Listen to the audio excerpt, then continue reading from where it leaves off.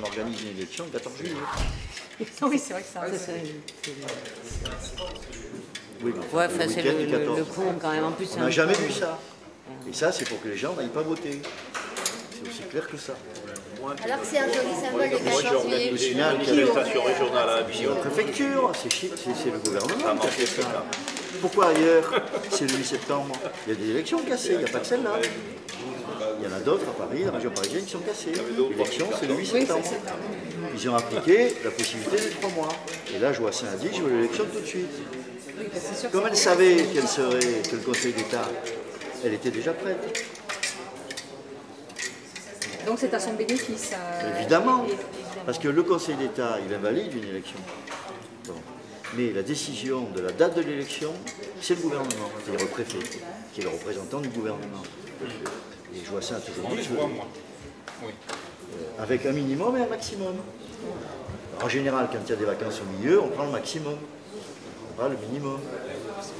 Voilà. Alors organiser une campagne en 3 semaines, quand on a une armée de permanents politiques par dizaines dans la ville, c'est pas pareil que quand c'est les salariés qui sont candidats sans argent, sans moyens. Mais est-ce que ça ne sera pas encore une raison de la casser, cette élection? Comment? Selon le nombre de votants, ça pourrait être une raison de la casser, cette élection. Il y a un cadre légal d'invalidation de toute façon, il faut encore Enfin, dans ah non, la loi ne dit pas ça. Oui, non, mais ce que je veux dire, il n'y aura pas s'il y a pas une possibilité de recours. Non, absolument pas. Non, sauf s'il y a des trafics, il y a des trucs. Mais même ça, aujourd'hui, on le voit bien à Perpignan. Oui. On peut planquer des trucs dans les chaussettes et être réélu au second tour. Oui, mais ce qui est grave à ce moment-là, c'est les électeurs. Je ne veux pas être méchante, mais là, c'est les électeurs qui sont graves. Alors là, ça pose une autre question voilà, politique plus compliquée. Parce que là, vous mettez en cause la démocratie, vous voyez que c'est délicat. Non, mais quand vous avez un maire qui, on vous dit qu'il a truandé en mettant des trucs dans les chaussettes de ses colistiers et que les électeurs le réélisent, moi, je me pose des questions sur l'intelligence de l'électeur. Excusez-moi, mais... Moi, je fais comme je dis, les gens ne sont pas idiots. Le problème, c'est que justement... Surprenant, quoi. Non. Regardez dans la région parisienne, toutes les fois qu'il y a eu, entre guillemets, des combines comme ça, ou des scandales financiers, ils ont tous été réélus. Les Balkany, par exemple. Parce que les gens, Balkany par exemple, oui, lui, et alors, vous l'expliquez comment? Mais parce que les gens font de la politique. Ils s'en foutent que les gars trafiquent. S'ils sont de droite, ils sont de droite. Voilà, ils votent pour un parti. Ils votent pour un parti. Et nous, on est complètement en train de personnaliser les choses. C'est pas vrai.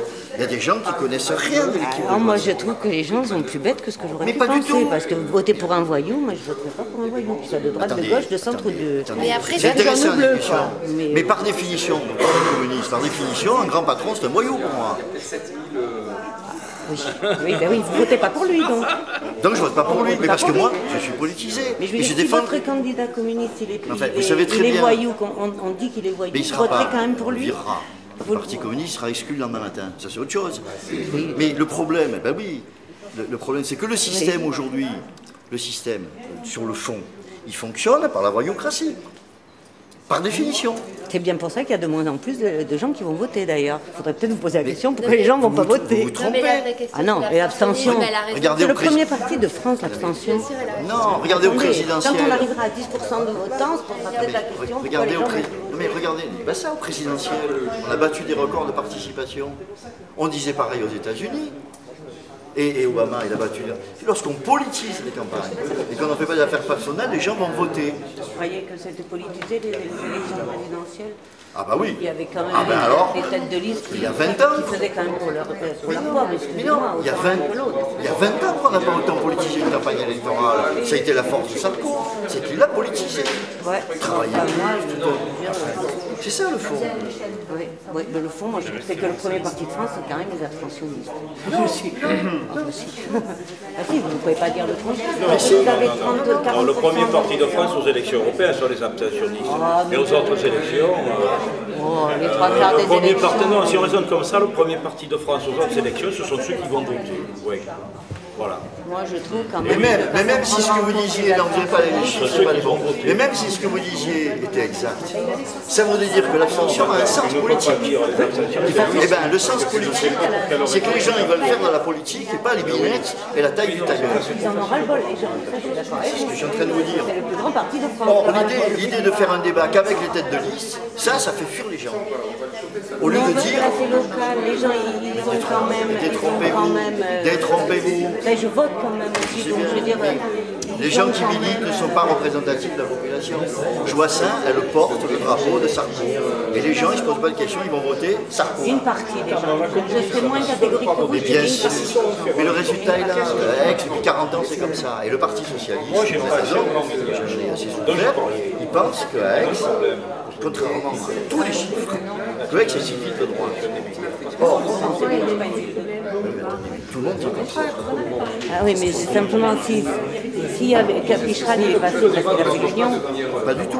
Oh, quand même. Mais madame, excusez-moi, Picheral il a été battu parce qu'il n'a pas voulu que je sois sur sa liste. Non, mais, mais il a quand même passé aussi parce qu'il a réussi à faire une union autour de lui. Je veux dire, mais voyez bien que c'est pas une union politique, c'est une union de magouille politicienne. C'était pas une union d'un parti, c'était un homme. Et donc il a perdu. Non, mais il a quand même gagné plusieurs fois avant de perdre. Vous êtes pas honnête là. Vous connaissez pas Aix? Non, je suis pressé. Ça fait 60 ans que... Mais moi aussi. Mais toutes les listes qu'il y a eu à Aix depuis 50 ans, ce sont toutes des listes ou de droite ou de PS droite. Et jamais des listes où on affronte politiquement, la droite affronte la gauche, et des listes personnalisées. Mais c'est ça qui écœure les gens de la politique. Il a quand même gagné 2 fois. Et c'est pas la question. C'est pas la question. Allez, ne fais pas ton petit Georges Moche. Donc, vous voyez bien que ce dont on souffre, c'est de personnaliser les choses. Ah, ça. Je pense que l'important, c'est quand même d'avoir un homme bien. Moi, je serais prête à voter. Non, la politique, c'est pas qu'une question. Non, la politique, c'est une question d'éthique, même pas de morale, d'éthique. Mais c'est une question aussi de contenu. C'est une question de contenu. Parce que moi, je veux bien. Il y a un gars qui licencie 5000 personnes, c'est pas un voyou? Eh bien oui. Et les accidents du travail, et les conditions de travail qui conduisent à des milliers d'accidents du travail. Les conditions de travail qui conduisent. Ça fait pas les premiers titres de la télé. C'est aussi scandaleux que l'assassinat de la mémé au coin de la rue. C'est aussi scandaleux. Ça passe inaperçu. Ça, c'est vrai que les gens, ils en ont marre. Bon, allez. Merci. Très bien. Faisons le débat sur le trottoir. Bon, bah écoutez, bon, là, voilà, je vous appelle.